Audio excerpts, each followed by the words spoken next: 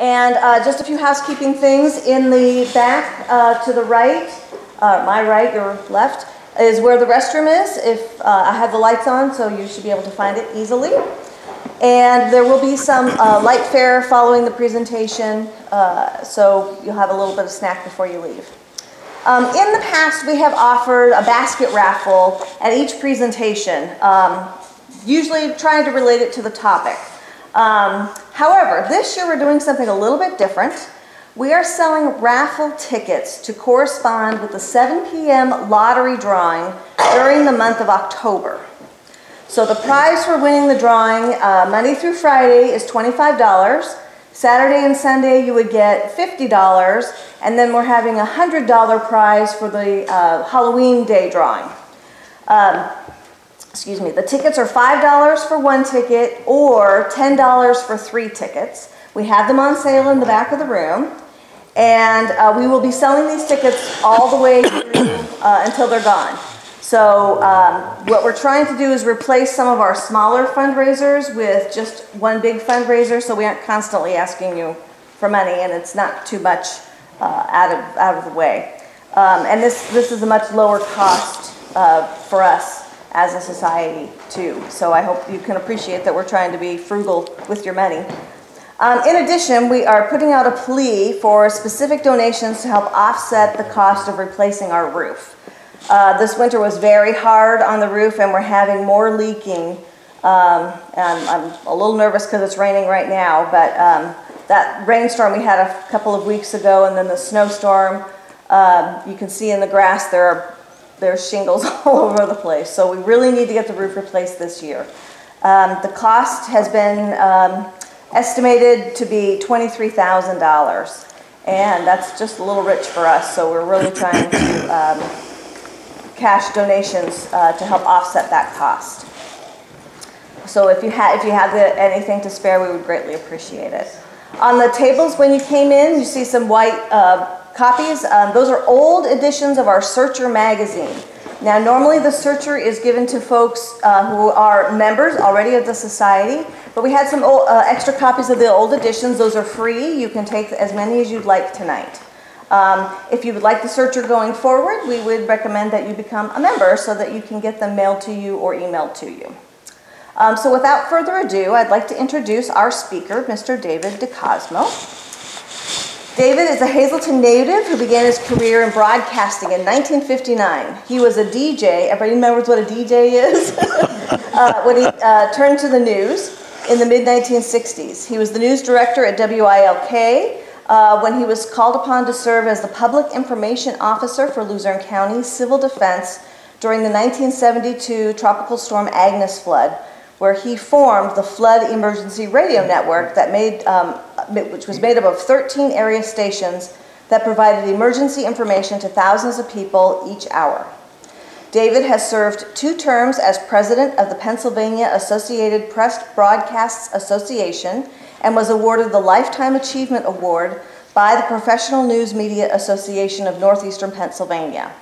His television news works include coverage of the George Banks mass murder in Luzerne County, the fatal car crash involving Senator Ted Kennedy and Mary Jo Kopechny. He's a Luzerne native. Mary Jo Kopechny was a Luzerne County native. And the crash of the TWA Flight 800, which claimed the lives of several Lycoming County high school students and their chaperones, among others. After retiring from commercial television in 2009, David began a volunteer anchor and producer work with the Electric City Television, which is the area's public access TV station, which is on Comcast. Additionally, he and his wife of 47 years host tours for Travel World out of Scranton, and they're going to Austria next month. He writes a bi-monthly grandparents column for the NEPA Family Times insert in Scranton Times, and a daily online blog. He has most recently entered the acting world with a short part in the movie All in Time, released just last year. So please join me in welcoming David Decosmo. Thank you very much. And hopefully I'll be loud enough for everybody, because I guess I'll be standing here, but if you need me to move, I'll be happy to do so. First of all, April is my busy month because of my affiliation with Titanic, which I'll explain to those who don't know it. And last week, I gave a presentation to a large group of third graders at a charter school in Luzerne County. So I want to clear, because of the advertisement that we ran for tonight's meeting and because of the presentation there, I want to clear something up right away. I was not actually covering the sinking of Titanic. You know, it's funny, the kids ask you questions afterwards. Remember Art Linkletter, and the kids say the darndest thing. Well, you know, I had one that wanted to know how old I was at the time. So I had to explain I wasn't really there. This photograph actually was a spur-of-the-moment thing. My wife and I were hosting a trip to Branson, and they have a Titanic museum there. That was not included in my trip, ironically. But we had a little free time, and I told my wife, let's get a cab up there and get a shot of me standing in front of the Titanic. So we did that. Interestingly enough, although I didn't get to go in, I have been in communication with one of the officials there, and they're thinking about doing a little display based on my tie-in, which again we will come across. This, of course, is the 105th anniversary of the sinking. If you went back to 1912 when it went down, at this date in 1912, the United States subcommittee hearing into the sinking was already underway. And on this date, the second officer, Charles Lightoller, was speaking to the commission, indicating that as few as 25 people were in boats intended to hold 65, only as much as they thought the ropes would hold. They were afraid that the ropes couldn't handle the weight of the people.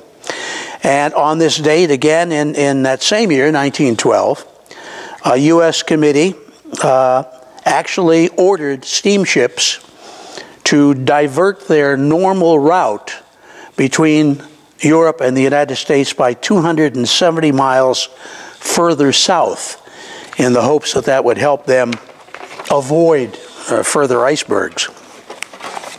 Well, everybody knows what the Titanic looks like. It was, at the time it was launched, the largest thing in the entire world. It, roughly speaking, if you took it and turned it this way, roughly the size of the Empire State Building. That's kind of hard to imagine, but boy, if you see some of the photos, and one of the visitors tonight brought me a book with more photos in than I've ever seen before, and you see the propellers on that darn thing that would be probably as high as this, and you know, people standing here right below them. Really kind of amazing. One of the reasons I'm glad to be able to speak, and especially to the youngsters, is because of the fact that, I don't know if anybody knows who this lady is. This is Melvina Dean. Now, Melvina died in 2009. She was the last Titanic survivor. And she frequently spoke at various presentations about the ship. However, I don't know that everyone really realized that when Melvina was on the Titanic, she was a couple months old. So she really had no cognitive memory of what happened. Her memories, real as they were memories that were really passed along to her by her mother. And consequently, you must realize that now we are at a stage where people like myself speaking about Titanic are the next generation now. A lady that I know very well, whose mother was on board, who fits in with my story, just turned 80 years old. Now, she was not born when the ship went down, but her mother had been on board, and then she had her afterwards.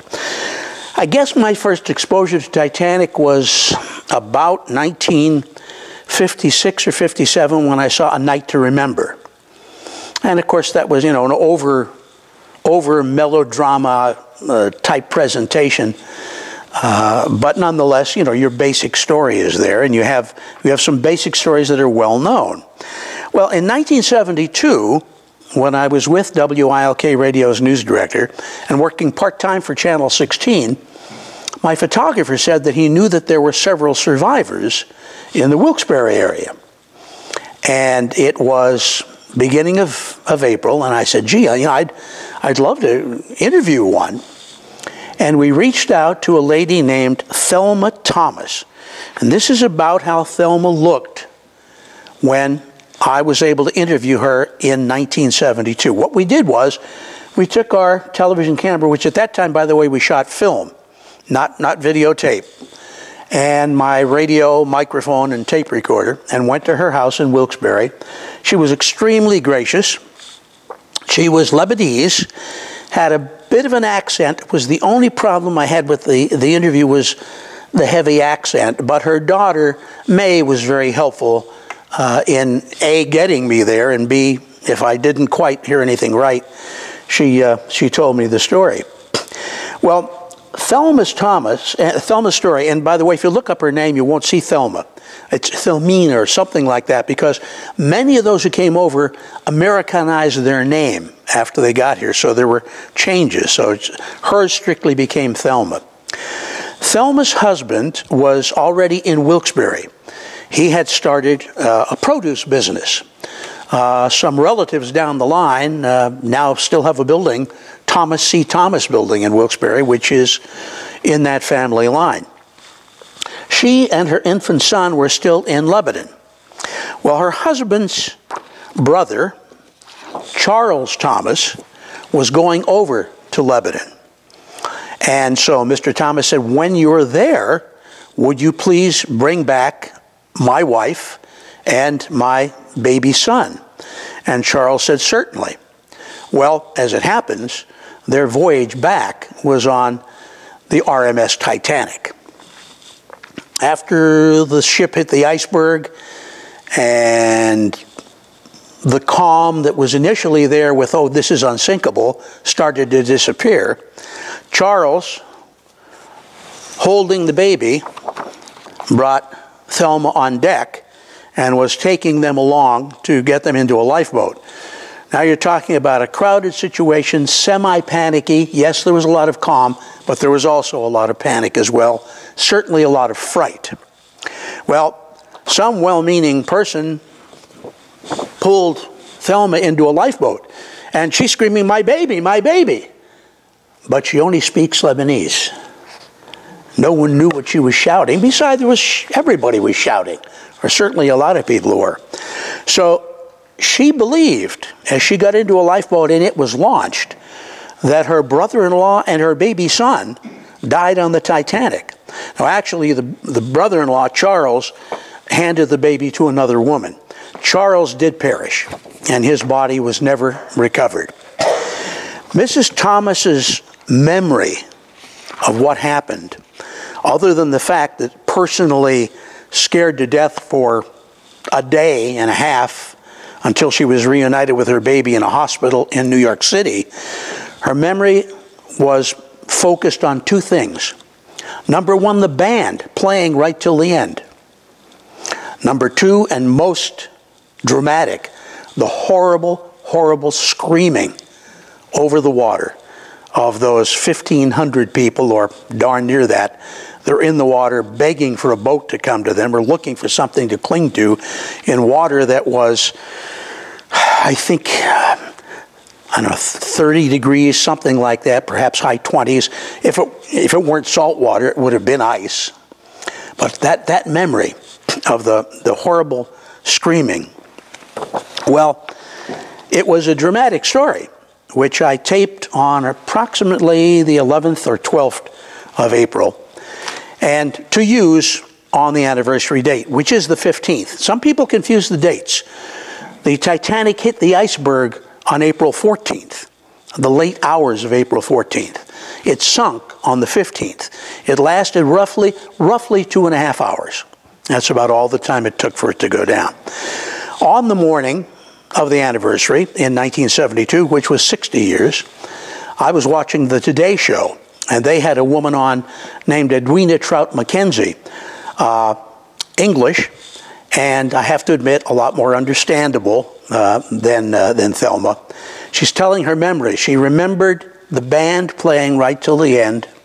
She remembered the horrible screaming. And I'm saying, I've got the same story as NBC. And it was the same with one exception. Mrs. Mackenzie said that while she was in her lifeboat, somebody handed her a baby. Every time I say those words, then and now, I get a chill. I called NBC in New York. Took a little while. I got through to an associate producer, and I said, look, I don't know what the odds are, but you had a woman who was handed a baby, and I had a woman whose baby was handed. They got Mrs. Mackenzie on the phone with Mrs. Thomas. Mrs. Mackenzie remembered the blanket. She had saved this woman's baby, Sid Thomas, on the 15th of April in 1912. And the two never knew of each other's existence until that day, and ironically never did meet. They did correspond with each other. May Thomas, Thelma's daughter, still has a Christmas card that she saved from Mrs. Mackenzie. But unfortunately, Mrs. Thomas died within 2 years of that interview, and they never were able to get together. That really latched me on to Titanic. And I became as big a nut on Titanic as anybody probably could be. We do not have any photos of Sid Thomas as a baby. We have this one when he was in his early teens, probably just hitting 12 or yeah, probably 12, 10 or 12, so before teens. He lived to be 20 years old and contracted pneumonia in the days before penicillin and died of pneumonia. So ironically, he was saved only to be lost really just those few years later. Understand there was a fantastically large turnout to the funeral that they had for him when he did pass away. Because I became such a nut on the Titanic, my family keeps giving me books, you know. And I don't have them all, but I have a few. And, you know, I don't get into them probably as much as I should, because the basic story is the same. The ship hits the iceberg, it sinks. And my grandson gave me this one. And so it was a while before I really took a good look at it. What's interesting and what's really different about this particular one is that it has 4 telegrams sent from people on the Carpathia, the rescue ship, to their families back in the United States. And this one from this young lady really hit me.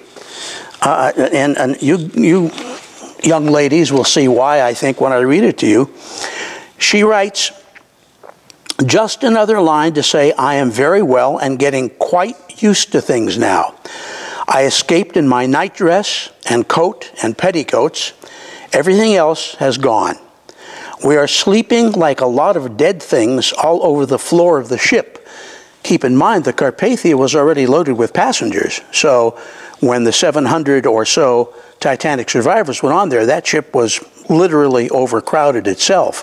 Although, from everything I've read, the passengers on the Carpathia were very good and actually made space for those who were taken from the lifeboats onto Carpathia. I dare say you all have lots of sympathy for me, but believe me, I am one of the lucky ones. My life is saved, my health is not impaired, and I have not lost anyone belonging to me. I tell you, I have lots to be thankful for. I was ready to go down with the ship, but they forced me into a lifeboat. I think it wicked to save the single girls.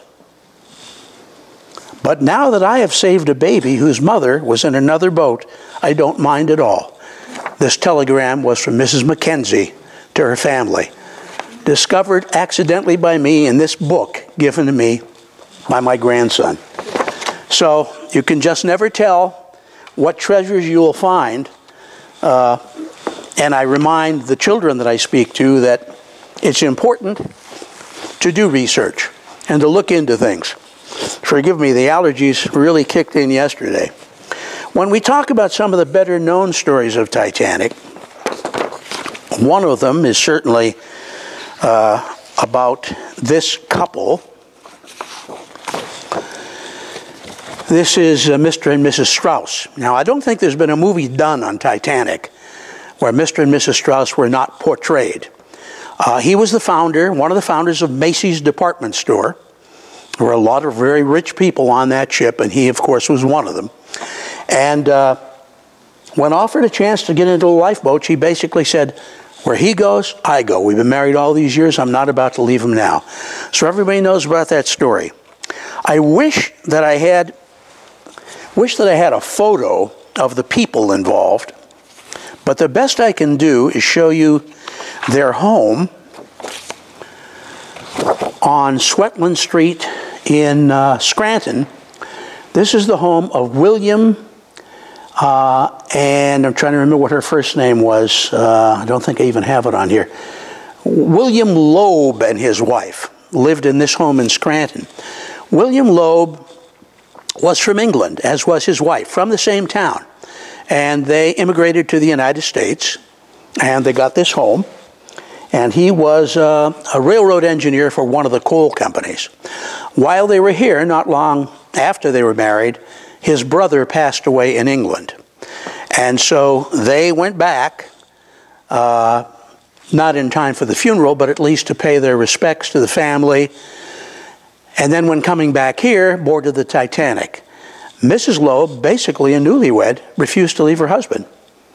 So just like the Strausses, they both perished. His body was never recovered.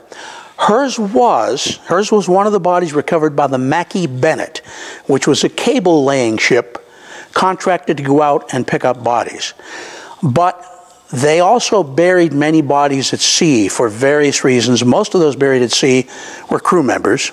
Many of them were so horribly distorted from either something that happened during the sinking or just being that long in the ice waters.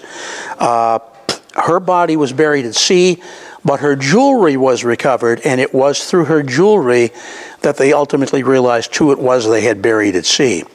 But again, a lot of people don't know that you had we'll call a local couple, since they had come to Scranton, that were involved in that situation. Another famous person, infamous person, J. Bruce Ismay. J. Bruce Ismay was president of the White Star Line, the company that owned the RMS Titanic. It was definitely known that he helped people get into lifeboats, but it was also known that he got into one himself. And he was reviled because of that through the rest of his life. Well, it came to pass that I found out that they had published not too long ago, just a couple years, a book on J. Bruce Ismay called The Sinking of the Titanic. And I felt I had to have this because he's one of the principal characters in the story. So I'm reading this one, and it's got a lot of information on him, including a list of people who were with him in the lifeboat. And I'm looking at the list, and I see a Mrs. Mubarak and her two boys bound for Wilkes-Barre, Pennsylvania. And I said, who are the Mubaraks? Well, by this time, of course, Thelma Thomas had passed away, so I called her daughter May. And I said, May, who are the Mubaraks? He said, oh, that's the Boraks. They changed their name when they got here. That's the Borak family. I said, is anybody in that family still around? Well, nobody who survived, but she said, their granddaughter lives in Laughlin. So I called up their granddaughter because I had produced a story on these things for Electric City TV, which we run from time to time. And I wanted to expand it. And I called the granddaughter and said, any chance I could come over and do an interview with you? Oh, come right over, right over. So I went to interview Mrs. Borak, and she gave me this picture, which shows her grandmother and her two uncles. And the little baby was not on the Titanic. The little baby was her father. He was born again afterwards. But their story, in some respects, was strikingly similar to the Thomas's story. Because like Mrs. Thomas, Mrs. Mubarak, or Mrs. Borik's husband, was already in the United States. He had a friend named Yazbek who was heading back to Lebanon primarily to seek a bride. And so he was asked, well, is there a chance when you come back with your bride, he will bring my wife and my 2 sons?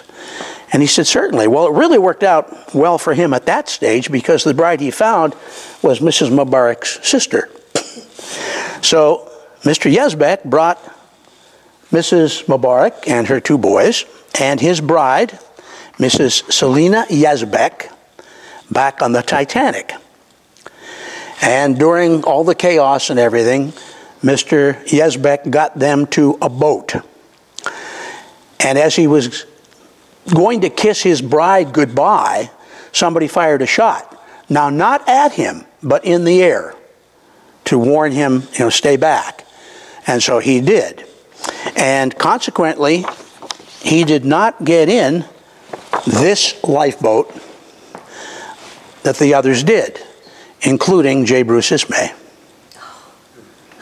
So he perished, and Mr. Ismay was saved. It's ironic we should have a photo of this lifeboat too. And if you can see it well enough, you may notice that the sides of the boat look kind of like lines in the side of the boat. This is a collapsible. This is a boat that actually folded flat on deck, then you would lift it up and basically had canvas-like sides. And that's why that looks the way it does in that photo. It's actually a fairly famous photo because it's, at least this lifeboat was fairly well packed. So many of them left with just not enough people in them, and what a tragedy. Mrs. Borik and the older boy would speak of what happened. The younger boy would never speak about it. Mrs. Thomas would speak wherever she could on it. But neither Mrs. Thomas nor her daughter May, and again May is still with us, would ever go on a cruise. They said, nope, we don't get along with water. So,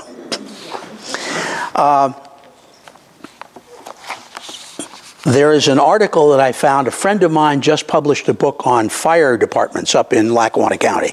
He's working on another one. But when he was doing the research, he found an article from the early 1900s about a tragedy for this one young woman whose stepfather, as it were, died at a silk mill accident here in Scranton. She said, and the article said it was her second tragedy because her parents died on the Titanic. Now, this is one of the unsolved mysteries for me on Titanic because I looked up the name, and the name was not on the Titanic. There was only 2 people with the same name on the Titanic, and both of them survived. So we don't know. She went to whether it would be an orphanage, and the name was changed, something. So that's something we're still working on. And otherwise, those more directly connected with this area, Molly Brown. Everybody knows about the unsinkable Molly Brown.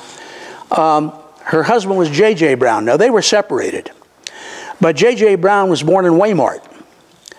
And he went to school in Pittston initially. And unlike the musical The Unsinkable Molly Brown, he made his money in silver, but not by discovering silver ore. He was a mining engineer and came up with a better way to get the ore and get the silver out of the ore. So you have that semi-local connection with J.J. Brown and Molly Brown. The kids love to hear this one. The golden ticket on the Titanic, as I'll ask them, where you heard about the golden? Oh yeah, Willy Wonka has the golden ticket. No, this is the golden ticket. This is a $300 deposit for a ticket on Titanic. And the man got called back early, never was on Titanic. His name is Milton Hershey. So, were it not for him being called back early, your Easter might have been without Hershey Kisses this year. But that's what I call the golden ticket. That's an actual copy of the receipt for the down payment that he gave. A couple years ago, one of the trips we hosted was to Halifax, Nova Scotia. And there are a lot of things to see up there, but I said, I'm going to the cemetery. because the ship that I talked about, the Mackie Bennett, charged with bringing back the bodies that were brought back, for the most part, were buried in 2 cemeteries in Halifax, Nova Scotia. We had a wonderful guide in the cemetery that really pointed a lot of things out to us. Extremely interesting. I would tell you right away that the White Star Line paid for tombstones that were about, probably a little bigger than this chair, probably about yay high, with a round top. And on those tombstones, you would have, first of all, a number. As each body was recovered, it was given a number, because it couldn't all immediately be identified. So they were all given a number. That number of recovery is on that tombstone on the top. Then there is a name, if known, and then there is date of death, April 15th, 1912. Now, if you wanted the body returned to your home area, you could have that done. If you wanted a stone of your own choosing, you could do that as long as you were willing to pay for it. One of the first bodies discovered, I believe was the 5th, but I'm not sure about that, one of the first bodies discovered was that of a little baby boy. And the crew of the Mackie Bennett was so distraught at finding this child's body that they basically said, if you cannot find a family, we will pay for the burial. And they did. And consequently, they erected their own stone, and it is the most visited stone in that cemetery, erected to the memory of an unknown child whose remains were recovered after the disaster of the Titanic, April 15th, 1912. In a sense, it's the unknown child, but by the same token representing all the children who died on the Titanic. Well, as you know, back in the 1960s, DNA evidence started to be used and started to be discovered. And there were people who said, you know, I had a third cousin who would have been a child on the Titanic. I wonder. So they actually exhumed that grave. They found little fragments of bone from which they were able to track DNA. They matched it initially with a family from Sweden, the Pernilla family. And they basically said, this looks like this is the Pernilla boy. And the family came over here. They had a ceremony. And the family said, let the stone remain as is, again, for all children. And then DNA evidence became more scientific. And some of those people looking at that initial test said, wait a minute, we match up to here pretty good, but we go a little further, we don't match. Something's wrong here. Well, the investigation went on, and they finally made a positive match. So just a few years ago, that child in the unknown grave was identified as Sidney Leslie Goodwin, 19 months old, of England. So we do know who is buried in that grave. Like the Pernillas, the descendants of the Goodwin family said, let the stone remain as is for all of the children who died on the Titanic. And I think that's only appropriate that that should be the case. The second most visited stone in the cemetery, for those of you who saw the movie, is Jack Dawson. Well, it's J. Dawson. There is no Jack Dawson. This is Joseph Dawson, who was a worker in the engine room. But the visitors to the cemetery don't know that. And consequently, we are told that all kinds of flowers and movie tickets are left at this grave. But it is the second most visited grave at that cemetery. A couple of the facts that I find out, you look into and you just don't know.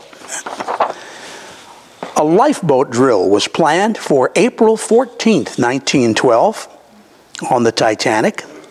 It was canceled by Captain Smith because he felt that people wanted to go to church and not be disturbed with a lifeboat drill. Now, would it have made a great deal of difference? It would have made some difference, because some people at least would have known what boat to go to rather than let's get up there and find a boat. It was canceled. Remember I said the band played right till the end. Well, the man who led the band was the violinist, and when he finally went over, his violin was in a case and strapped to himself, and his body was recovered. And last year, that violin sold at auction for $1.7 million. So it still exists, and there are some treasures that still do.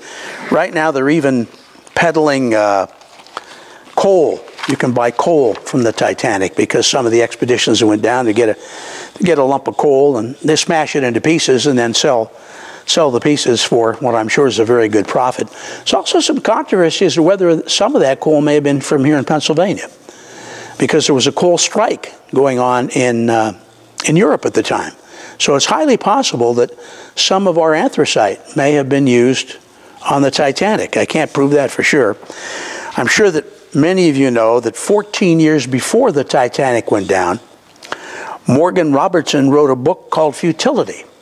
In that book, he described a brand new ocean liner with 4 stacks on its maiden voyage that hits an iceberg and sinks with a loss of some 1,500 lives. And the name of his ship in the book was the Titan. Names are important. Names are important to those who built the ships. The Titanic was one of 3 that were pretty much identical. There were certain changes. You know that one of the stacks was a fake. There were 3 boiler systems, but one was a fake to make it look more grand.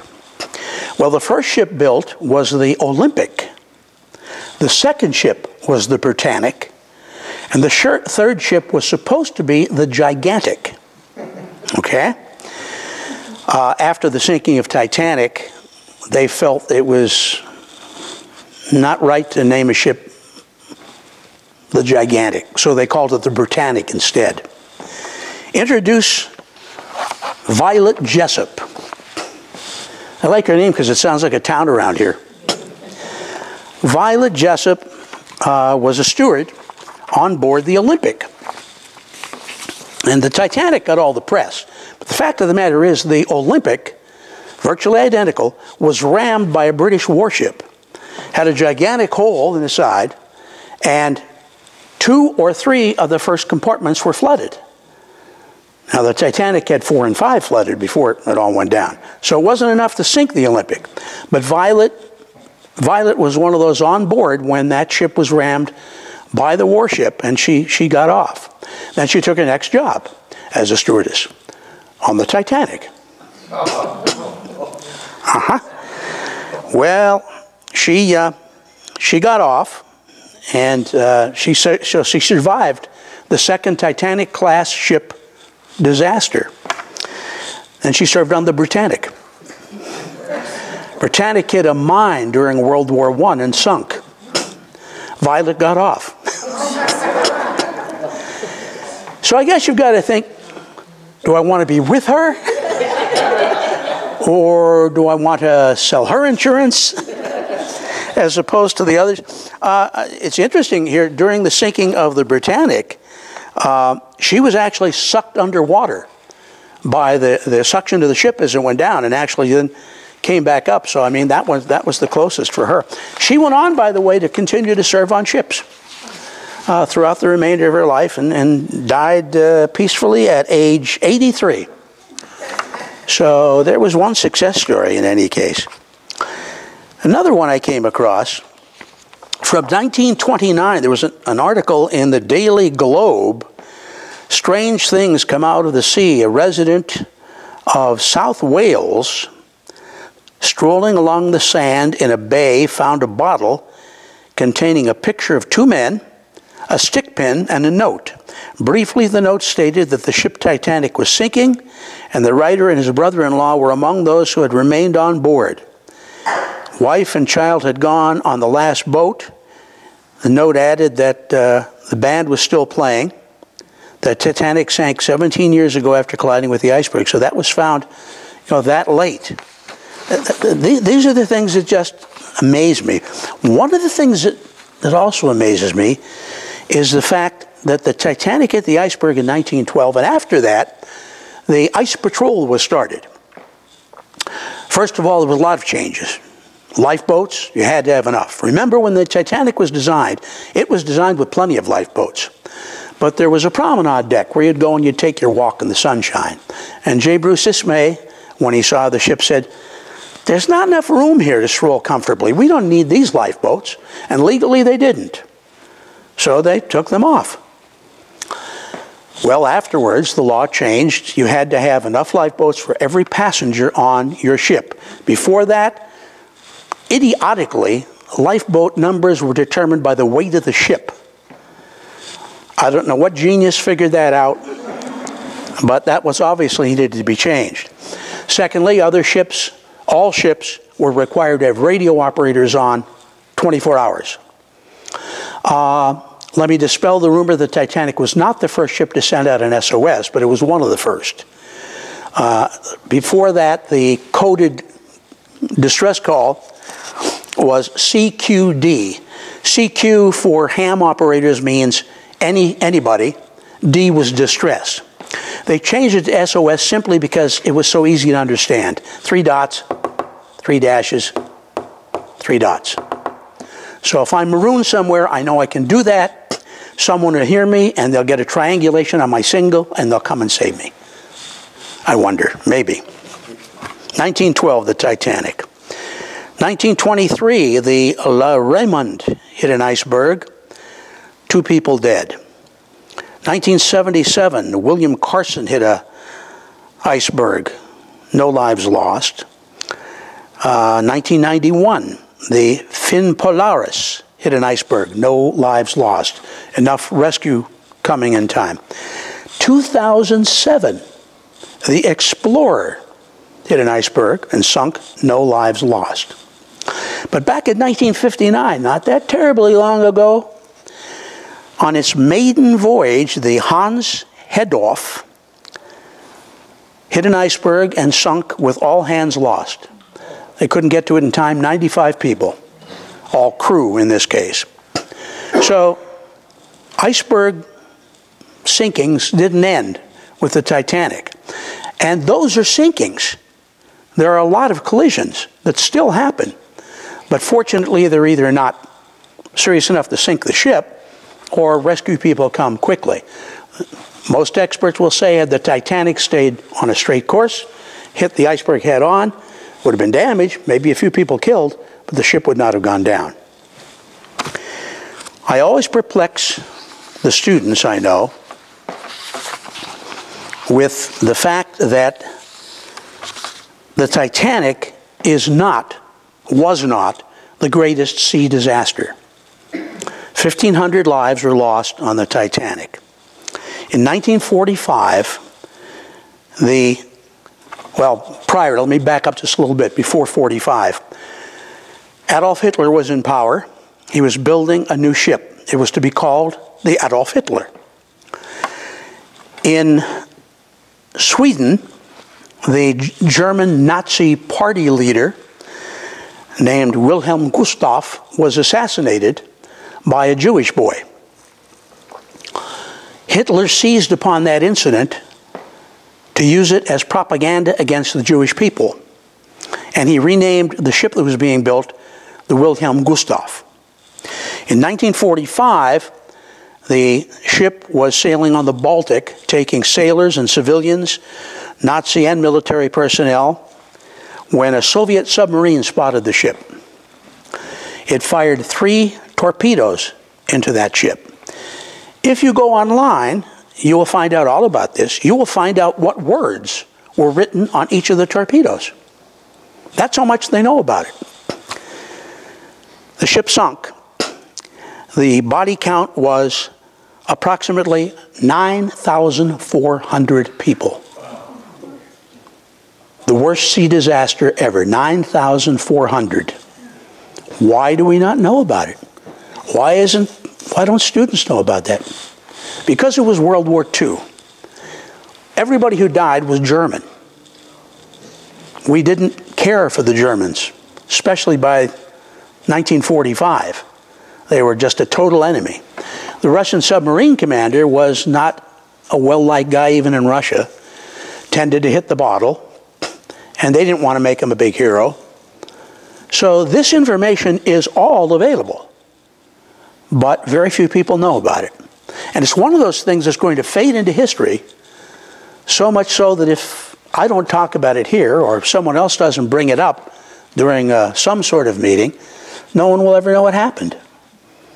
And yet, over 9,000 people perished, which I think deserves some attention, no matter what their nationality. A lot of those people were civilians. And that brings me to, I guess, one of the closing things I want to talk to you about.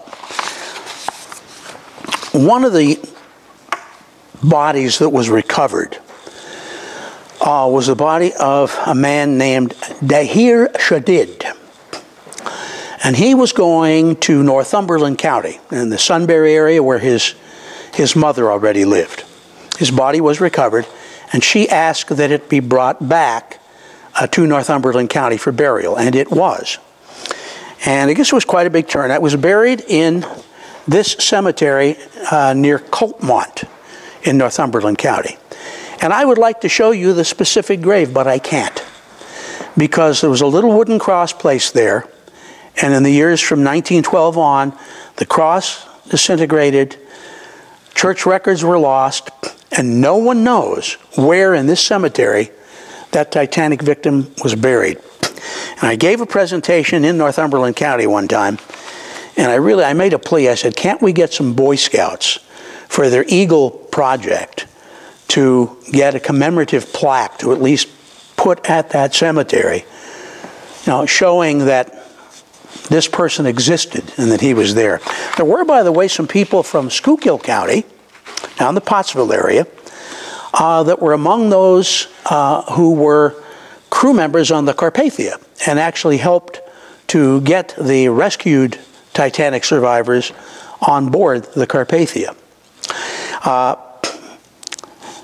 We'd like to think that that all the dramatic stories of the Titanic are true, and certainly they are. The Strausses and the Loeb family, those are all true stories. Charles Thomas making sure that that little infant boy got saved, even if he couldn't. There are things like that. By the way, and I just found this out tonight by reading a little bit more. Remember our friend Violet Jessup?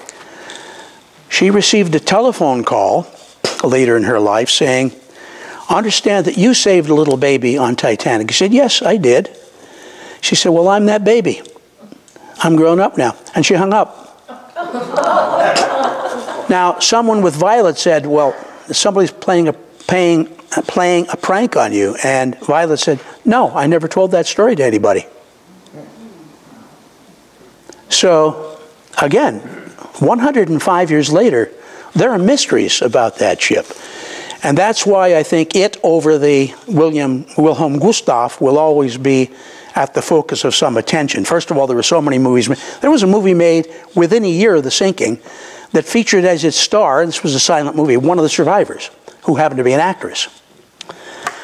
These little tidbits that just want you to find more. You want to just dig in and find more. That's really about what I have to tell you about what I've looked into and seen. If I can answer any questions, I will certainly try. If I can't, I'll make something up. I was a disc jockey first. So, anything that, yes, ma'am? When you're making reference to the cemetery that had like the most visited graves, where is that cemetery located? Halifax, Nova Scotia. Oh, yeah. History buffs. I'm going to Halifax, and somebody told my wife, well, gee, he should look into the explosion. What? I'm going there to see this graveyard. The second largest explosion, other than the two bombs dropped on Nagasaki and Hiroshima happened at Halifax, Nova Scotia during World War I, when 2 supply ships in their harbor caught fire and blew up. They were ammunition ships. There were so many dead. The town, virtually all the town was leveled. A tremendous number of people were blinded because they had been looking out their windows to see the fire. And when the explosion went off, the glass hit them. So I finally read a book on that. It's all around us. It's history that I mean, it amazes you. It amazes you, and it just really, you've got to have that little spark. The one thing you see that you say, gee, you know, what was that? How about that woman, how about that young lady who supposedly lost her parents on the Titanic and then lost her stepfather to a mill accident here in Scranton? You know, who was she? I tracked down a priest who knew her sister, but I haven't tracked it much further. He couldn't take me too much further than that. And you know, now it's getting pretty late to get information on things like that because so many people are gone. But thanks for your question. Any others? What was the name of that first movie that was made? Was it a foreign movie? And probably silent, right? It was a silent movie. It was made in the United States, though, and I think it was just called Titanic, or the Titanic Disaster. And that does bring up one other thing, so maybe I can take another moment or two. You know, before, oh, it's up there. Before Ballard discovered the Titanic, there was a lot of questions as to whether it was actually broken in half or not. There was even one book published called Raise the Titanic, a fictional book about bringing the Titanic up. During one of my presentations a year ago, the wife of a late cameraman of mine gave me this book to look at. And the unique thing about this, Memorial Edition, Sinking of the Titanic, is that this was published in 1912. This was just shortly after. And this makes specific reference of witnesses to the ship breaking in half. It also makes specific references to several shots being fired on the ship. You know, and there had been rumors for a long time that the captain had taken his own life, and yet some crew members said no, he was seen swimming in the water and declined an opportunity to get into a boat. What was true or not, I don't know. I know one thing that was true, that Jack Dawson wasn't on the back of that ship, but that cook was. And he was inebriated. He was drinking like mad, and he was saved. He spent a tremendous amount of time in the water and should have frozen to death like everybody, but he didn't. So you know, maybe there's something about having a good nip, I don't know. Anything else? Yes? There are some survivors interred at the Glenwood Mausoleum. Ah, okay. Yes, I believe I had heard about that, and I don't have the name right offhand. I'd love to interview some of their relatives and hear the stories, because again, that's at least Tom. Now, I was able to interview Thelma, so I got it right from a person who was on board. But now, if you're asking, you got to depend on somebody like May, or me, who heard it from Thelma and May. And I'm not as young as I was yesterday, so I've got to come a time, probably in just 80 or 90 years, when I won't be here. So you're going to have to try to remember. That's why I'm glad I recorded the program for Electric City TV, and we have that. The ultimate irony for me is that I did that interview in 1972 in April. Well, in June of 1972, we had a little storm come through our area called Tropical Storm Agnes. WILK, where I was in radio, was totally submerged, so that tape was lost. WNEP, that I worked for part-time at that time, did not keep any of their films because they were afraid of people asking for them for court lawsuits and them having to put people to work to dig them out. And so my interview, the actual interview, is gone. And, there are distortions now. After I spoke with the kids the other day, somebody sent me a link online to go into, and it was the Encyclopedia Titanic, and I know that my story is in there. But then there were other links, and one of them was the Washington Post. And the Washington Post, and this would have been back in 72, 73, whatever it was, had a story, and it said that Mrs. Thomas and Mrs. Mackenzie were reunited on the Today Show. Well, they weren't. You know, I wanted to call the Post and say, hey guys, you know, what about facts? They never actually met, but they were acquainted with each other. Anything else? Yes? I was at the cemetery in Halifax. Yes. I saw it, and just, it's interesting because it's shaped like a boat. Yes, yes. The tombstones are set up in such a way that it resembles the side of the ship that was hit. And the guide that I had wasn't sure that that was intentional or not. So, but it's interesting, and they do have guides going through there all the time. They've got a lot of great stories to tell that they've gathered over the years, and I was able to be so close to our guide that I was able to tape him, and I included it in my presentation that we run on ECTV. So, well, I thank you for being so attentive, and I'll come back and tell you about Mary Jo Kopechny next time. Thank you. So You're welcome. Thank you. So again, we have raffle tickets in the back, and then we should have some snack over on the side table. You're welcome to help yourself. And thank you all so much for coming this evening. And next month we have a lady who is an expert on an old spinning wheel. She's going to come and bring her spinning wheel and talk about, I call it spinning yarns in a variety of ways. So hopefully that'll be kind of interesting as well. So once again, thank you, David. You're welcome. Thank you. Thank you. By the way, it's not my wife, but she does spin. Does she? Yes. I'll take your microphone. Oh, yes, yes. Thank you. Thanks.